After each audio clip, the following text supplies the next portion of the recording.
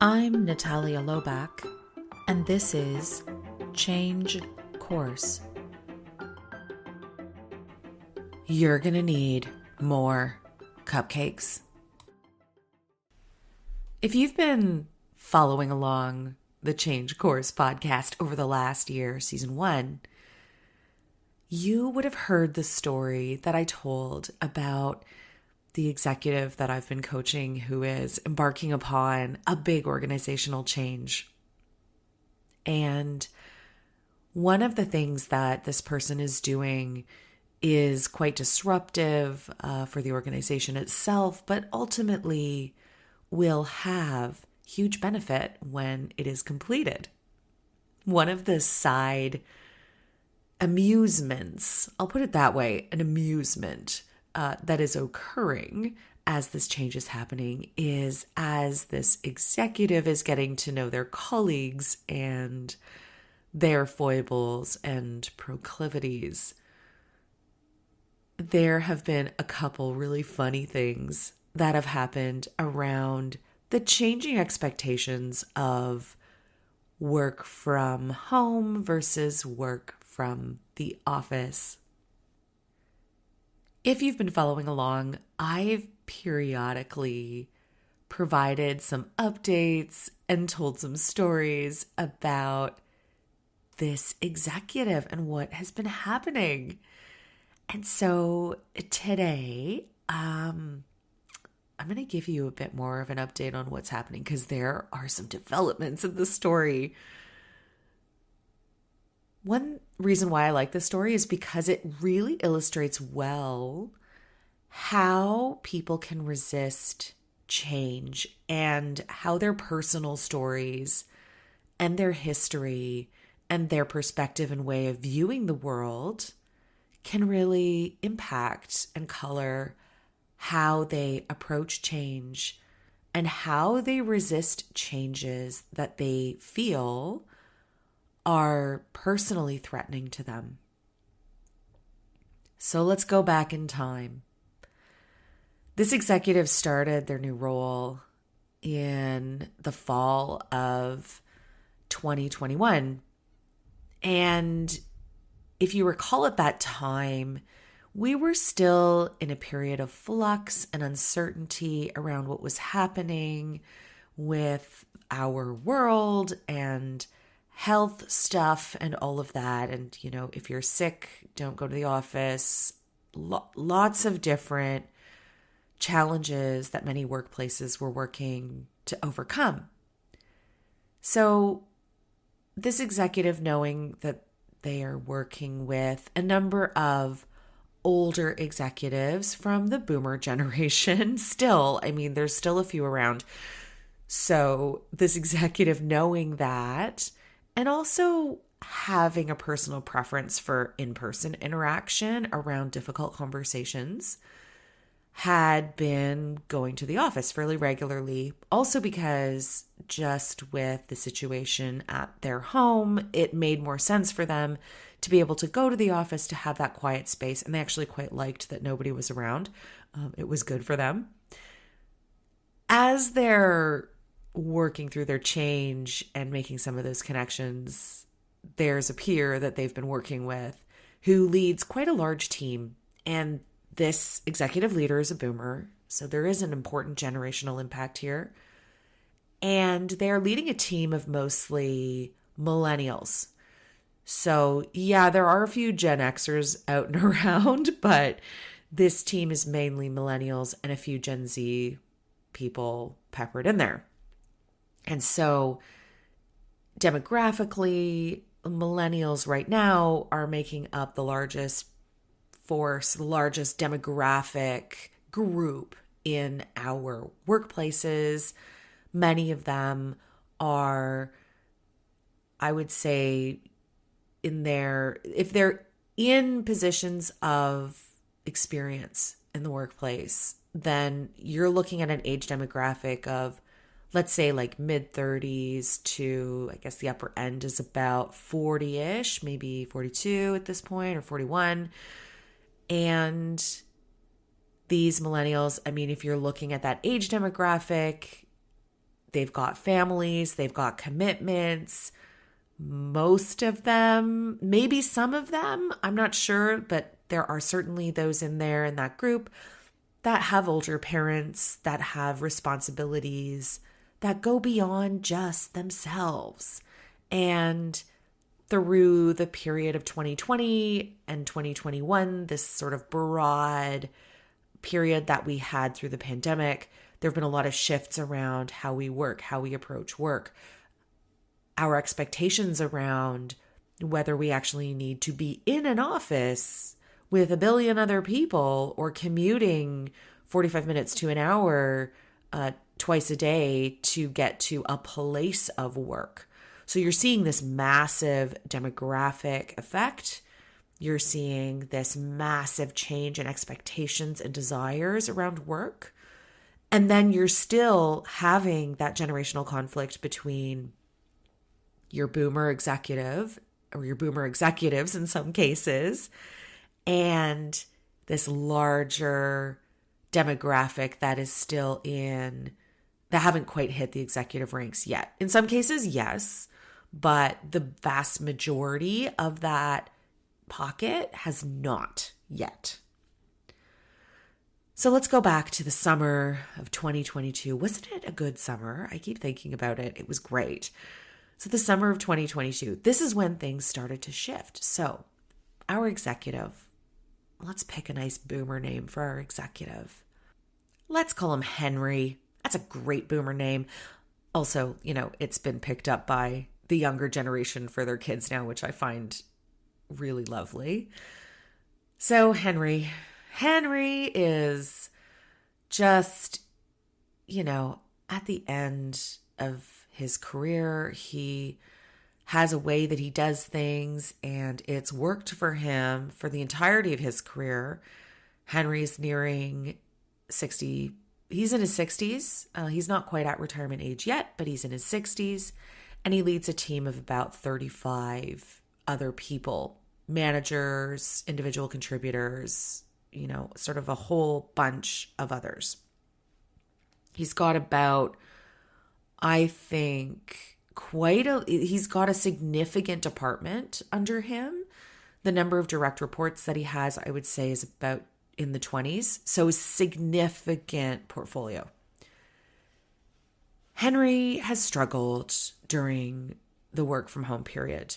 Henry has difficulty using technology, and there's been a significant amount of resistance with adopting and using the new ways of working. Henry hasn't felt like he's leading a large department because Henry's used to walking around the office and seeing everybody that he manages sitting at their desks. And Henry derives a lot of power from this feeling of being able to walk around and see everybody that he's working with. He also has this belief, probably because of his own conditioning and way that he operates in his life, that when you're at home, you're not working. And I think a lot of people who've been struggling with this personally struggle with this. This is a personal thing. There are people who have great boundaries around what am I doing, and they have excellent self-management skills, and they really can work from anywhere. And I mean, this is a learned skill. I learned this skill in consulting. When I was a big firm consultant, my workplace was not an office. I worked all over the place. 1 week I would be at one client site. Another week I'd be working in a surgical operating room. Another week I would be camping out at some counter somewhere in a lab. Literally, I had to find places to put my laptop down to figure out how I was going to do my work. And so this training of doing this came to me early out of necessity. So for those individuals who've done that kind of work early in their career, you build that muscle, you build that skill. You really can work from anywhere. It's a mindset shift. It is not a physical shift. For a lot of people who are from the generation where work was an office, home was home, they struggle with this. They struggle with the ability to change their mindset because they rely on their environment to change. This is an important thing for change managers. If you are thinking about some of these generational foibles, proclivities, these shifts, environment is an important tool in the change that you are making. So always keep that in mind. And it's still very true in some types of work. So I would think about this in terms of work that is location-based. If you are a healthcare provider, you're a nurse, you're a physician, you work in a hospital, you work in a clinic, a lot of your work is dependent upon your place of being. And you can't really shift out of that. When you're home because you don't have any work. Similar to manufacturing. I've worked in a lot of manufacturing organizations. So manufacturing, it's very much dependent upon the place that you're in. Work is in person. And when you're at work, you're working. And when you're taking a break, you are away from your work. You are in a break room. You are somewhere else. It's very much structured around environment. There are lots of workplaces that still work this way. For generations that are older, and for those who might be on the older end of, let's say, Gen X, this is what work is like. It was based upon this model of the industrial model. And so work is a place. Work isn't a state of mind. For your younger generations, work is much more of a state of mind, especially in the knowledge worker space. So there is something for you to think about as you're looking at implementing change. So Henry, let's get back to him and our boomer. So back to the summer of 2022. Wasn't it a beautiful time? At this time, the company that Henry works at made some changes around their in-office versus work from home policy. And at that point, they made a decision. So before this time, before the summer of 2022, the organization was really, you decide where you're going to work and you make the choice that's best for you. They decided for many reasons, and I don't know the exact reasons for this decision, but I'm going to hypothesize. So this is a large organization. It is a financial services organization. They have quite a large workforce. Like we're talking, in the tens of thousands of employees. So it's a very large organization. They also have a large real estate imprint. And there are several factors that I think would have made this decision happen. Number one, fraud, compliance. There are some considerations when you are a financial services organization around cybersecurity, around safety, and around the environments that you are accessing key information in. And yes, I know my technical people, you might come at me and say, sure, there are ways to get around this. I would say for somebody who is technologically savvy, absolutely. Sometimes your other generations, there are people out there who aren't as tech savvy. To manage down that risk, I can understand why a financial services organization would make the decision to say, okay, people, we want you back in the office 3 days a week. When they made that change back in the summer, they did a big launch. They bought so many cupcakes. Like, I can't even tell you how many cupcakes they bought. I can't publish the photo of the cupcakes because it would give away who this person and who this organization is. So I'm not going to post the cupcakes. But what I do have to tell you is there was a sea of cupcakes in the lobby of the day that everyone was supposed to be coming back to the office. And let me tell you, maybe 2 cupcakes were eaten, 3 at most. Let's not forget, it was the summer. People are not going to change overnight. Also, there's a lot of people on vacation. I mean, come on, let's just be serious here. But Henry, our dear boomer executive, was back in the office every day. And Henry started to struggle because his people weren't following him. And the organization, while they were saying, we expect you to be back in the office 3 days a week, weren't able to reinforce or really enforce this new policy. And so what you saw was a policy coming on high from an organization, and the people in the organization just not listening, not adhering to the policy, not applying it. And so people just didn't come back. So one of the pieces here is the story around the organization and how do you actually think about change. Making a big statement, buying a ton of cupcakes and saying, employees, thou shalt do this now, is one of the poorest ways to make change. And I think this organization did learn their lesson because they didn't see any significant change in the number of people back in the office at all. In fact, they saw no change. And Henry, our executive, was very much struggling with this. So if you've been following along the podcast, Henry decided that he was no longer going to take Zoom meetings. Essentially, if you want to see me, you know where to find me.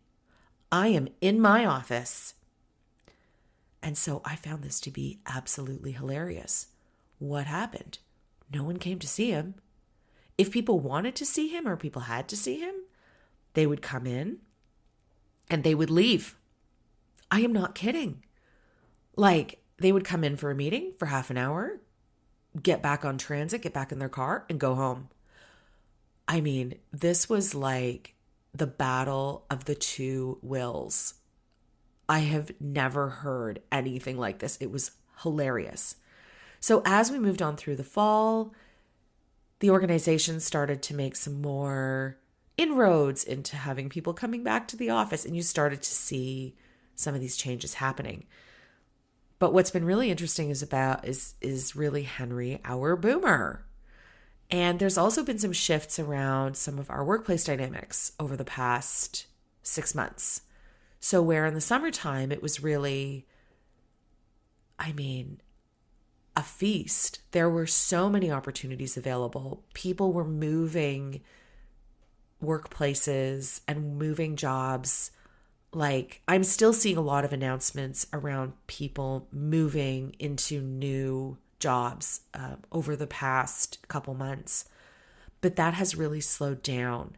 And there are, of course, some things that are driving that. We have some recessionary fears. We have some other things that are happening.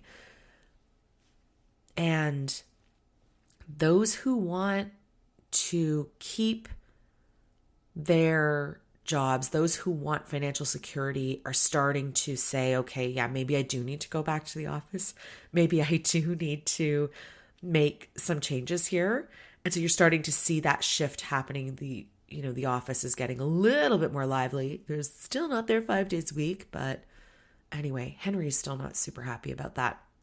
So as of this January, changing over into 2023, the organization said, okay, now we really mean it. You need to be back in the office 3 days a week, which I think is kind of funny. And they're also starting to link your office presence with some they're allowing some of the managers to look at performance ratings with that, which is a dangerous tool for someone like Henry, our executive. So what Henry is now doing is saying to all of his people, still refusing to take Zoom meetings, even though he got really sick and had to be home for 2 weeks, still refused to take a Zoom meeting. Refused it. It was like, I've never seen anything quite this stubborn. It's been pretty amazing. So now he's saying, I am back in the office 5 days a week. And I would really like it if all of you were back in the office 5 days a week with me. So we'll see how this goes and how this progresses. I mean, the executive that I'm coaching finds this endlessly hilarious. This person is also not reporting to Henry, our boomer, and so really makes their own schedule and does their own thing. But you can really see this battle of wills, this resistance, this digging in. And I've got to tell you, this is a good example of how pervasive resistance can be. And unless you're willing to step out of your comfort zone and have some of those more difficult conversations, one of the books that I have encountered recently again is Think Again by Adam Grant. And this is a really interesting book around how to challenge mindset. And when you have an entrenched mindset, how do you spark those conversations that help people think differently and help people open their minds, and so that they don't get defensive? Getting defensive is such a hard thing to overcome. So how do you do that? I love this book for that. It gives you some really great tools and strategies around how you can spark those conversations and how you can get people to start to think about things differently. So if you are dealing with somebody who is as resistant as Henry, then this is an interesting tool, an interesting way to think about things differently. I'd encourage you to read it. I found a lot of great advice in this book. And for those of you who know me really well, you know, cupcakes are a thing. Cupcakes are a thing at Chart House and Connected Change. And we also laugh about cupcakes quite a lot because whenever there's a change, you got to have cupcakes. I mean, how else are you going to get people to come back to the office? You got to give them a lot of cupcakes. So many. So yes, incentives are really important. Incentives are great, but you've really got to think through what that incentive actually is. A cupcake is not going to do it. They look amazing. They're gorgeous. They taste great. I mean, why not? But at the same time, don't expect cupcakes to be the tipping point for people to make a big change. If you want to get some attention, you want people to come over and talk to you, or maybe like whatever it is, or, you know, have a positive experience around whatever it is you're trying to tell them. Sure, get some cupcakes. I mean, people do it because it does work in some ways, but don't expect cupcakes to be the thing that helps you make big, transformative, sticky change happen. Yeah, they're a nice, you know, side dish, but really the main event, the main dish that you need to be thinking about is how are you brokering those conversations? How are you addressing the stories that people hold around the status quo and how it benefits them and how they really don't want to transform? They really don't want that change. So how are you challenging what people think and the stories they are telling themselves? And sure, if you have to hand them a cupcake to get them to talk to you, do it. But don't rely on big splashy events to be the way that you make change happen. And yes, if you're struggling with change, go have a cupcake. It really does make things a little bit better. Thank you for listening. If you liked what you heard, I invite you to like, share, rate, and subscribe because it helps others find us. Change Course is brought to you by Chart House Advisory Services and ConnectedChange.com. Our music is Levity by Emily Clausen. Show notes have moved. We're now at ConnectedChange.com. So visit us there under the Change Course podcast page, and you'll find a list of all the resources that I've mentioned here today. While you're visiting us, sign up for the Change Navigator newsletter. You'll keep on top of all things change, and every month we are sharing exclusive content and resources only with our subscribers. So don't miss out. Sign up at connectedchange.com. Thank you for listening, and remember, it's never too late to change course.